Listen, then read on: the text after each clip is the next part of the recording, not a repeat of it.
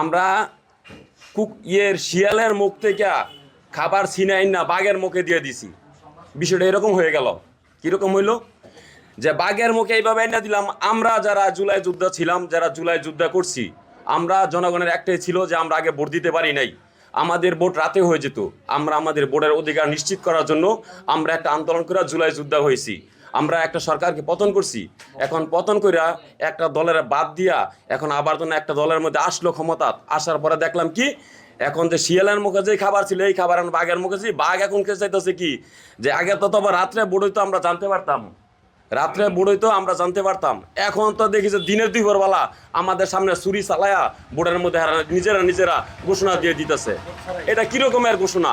এরকম ঘোষণা তো আমরা কাম্য না, জনগণ কাম্য না। আমরা বাংলাদেশ জামাত ইসলামী রূপগঞ্জ ইউনিয়ন এটা এটা আমরা বাংলাদেশ জামাত রূপগঞ্জ ইউনিয়ন এটা শক্তভাবে আমরা এটার বিরোধিতা করতেছি জনগণের সাথে থেকে। আজকের এই বাংলাদেশের যে পরিবেশ এবং পরিস্থিতি, সেই পরিস্থিতিতে নির্বাচন অসম্ভবই। নির্বাচন এটা আমাদের জন্য সবার কাম্য।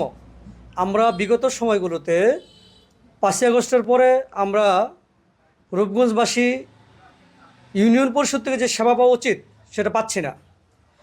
নির্বাচনের আগে যতটুকু পাওয়া যেত নির্বাচনের পর তাও পাচ্ছি না। সরকারের যেই ভূমিকা সেটা হচ্ছে যে আগস্টের মধ্যে নির্বাচন দিবে, তড়িঘড়ি করে আমাদের রূপগঞ্জ ইউনিয়ন প্রশাসক নিয়োগ দেওয়া হয়েছে, যা কিনা একেবারে দলীয় ফোরাম থেকে, যেটা আমাদের কখনোই কাম্য না। পুরা রূপগঞ্জ ইউনিয়নের মধ্যে 9 জন মেম্বার, শুধু বিএনপির যারা ওয়ার্ড সভাপতি এককভাবে তাদেরকে নির্ণয় করে তাদেরকে ওয়ার্ড সভাপতিদেরকে এখানে নির্বাচিত সিলেক্টেড নির্বাচন করা হয়েছে। এখানে কারো কোনো মতামত নেওয়া হয় নাই, এখানে কারো কাছে কোনো জিজ্ঞাসা করা হয় নাই। এই জাতি, এই রূপগঞ্জের মানুষকে আমরা এইভাবে অবহেলিত থাকবো, এটা আমরা কখনো মেনে নিতে পারি না। রূপগঞ্জ ইউনিয়নের প্রশাসক এবং প্রশাসক নিয়োগ করার প্রতিবাদে আজকের এই সংবাদ সম্মেলন। রূপগঞ্জ ইউনিয়নের যেহেতু চেয়ারম্যানের বা স্থানীয় প্রতিনিধিদের সময় মেয়াদ উত্তীর্ণ হয়েছে, সেই ক্ষেত্রে ওনারা নির্বাচন দিতে পারত, কিন্তু নির্বাচন না দিয়ে আজকে তারা প্রশাসক নিয়োগ করেছে। এটি খুবই দুঃখজনক এবং অন্যায়।